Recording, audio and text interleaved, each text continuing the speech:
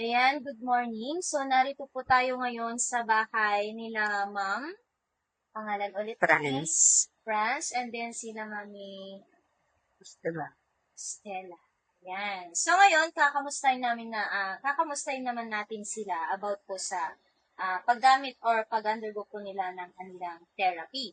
So, Mami, ilang buwan na rin po kayong nagte-therapy? 3 months? 3 months. Ganon din po sa inyo, eh. Nagsabay din po ba kayo? Oo. 3 months. So, kamusta naman po yung 3 months po na pagti-therapy po ninyo? Malaki ang improvement. Kasi dati, nung hindi pa ako nagti-therapy, masakit yung kamay ko sa kakadrive. Tapos, nung gumamit ako nito, natanggal niya yung cramps ng kamay ko. Tsaka yung pagod. Natanggal yung pagod ko. Kaya, tuloy-tuloy ako nagti-therapy sa gabi. Kasi meron naman na kaming, sariling pang-therapy. Nagpa 5 hours ako or 6 hours. Pag matutulog na ako, bago gumising. Minsan, pagkagising ko, naka-on pa rin. Tapos, hindi na talaga ako nagpapahilot. Yung pagod na pagod ako pagdating, tapos, pagkagising ko, ng umaga, wala na yung pagod ko. Before nung wala pa yung therapy, pag gumigising ako sa umaga, pagod pa rin talaga ako. Parang ayokong bumangon. Ganon. Gusto ko pa rin matulog, hindi na pwede. Eto, lagi akong malakas. Parang naging Ano, active ulit yung katawan oo. mo sa mga trabaho po ninyo. Ayan, gayon din po sa'yo, Mi. Ikaw naman, Mi, ano po? Kamusta po yung pagti-therapy po ninyo? Ano po yung dati na problema po natin dyan or mga iniinda po natin dyan na sakit? Ano? Masakit ang dibdib. Dibdib. Ano pa? Yung baywang ko. Yung bewang mo. Anya pa eh. Hindi ako makatayo matagal.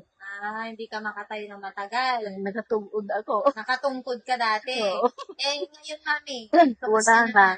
Wala na. Kunti lang ang sakit ng baywang.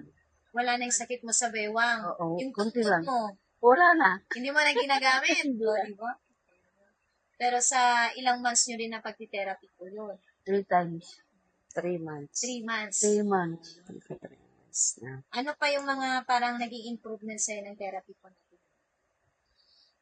Maliban sa nawala na yung tungkod mo, Malakas yung kuhan sa baywang. Malakas na. malakas na. Hindi ka na rin masyadong napapagod. Oo. Pero ano po ba yung, ikaw Mami, ano po ba yung pinaka parang health problem po ninyo dati? Yun, yung cramps. Cramps ng kamay. Kasi maghapon ako nagde-drive hanggang gabi. Tapos yung pagod na pagod talaga ako. Yun lang din. Oo. Pero ngayon, Ayun. okay na. Okay na. Naging magaan na yung trabaho po ninyo. Konting pahinga lang. Minsan nga pag umuwi ako ng tanghali, umiga ako, hinigaan ko ulit to. Para pag alis ko ng hapon, malakas ako ulit. Yun.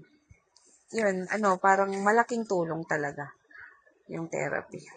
So, ayan. So, sa paggamit din nila ng therapy, may mga improvement din naman sila nabanggit, katulad nga ng parang hindi na rin napapagod na katulad ng dati. Oh. So, lumakas na yung katawan. And kay Mami, nawala na din yung tungkod niya. So, yung bewang niya, yung dating masakit, ngayon okay naman na. Hindi ka na din madalas mapagod. Ayan po sila. Ilang taon ka na, Mami? 79. 79. Tignan mo, 79. And then si Ma'am, ilang taon ka? 48. 48. So, yan po sila Ma'am Marie and Mami Stella. Ayan po yung mga naging improvement naman po nila. So, yan na.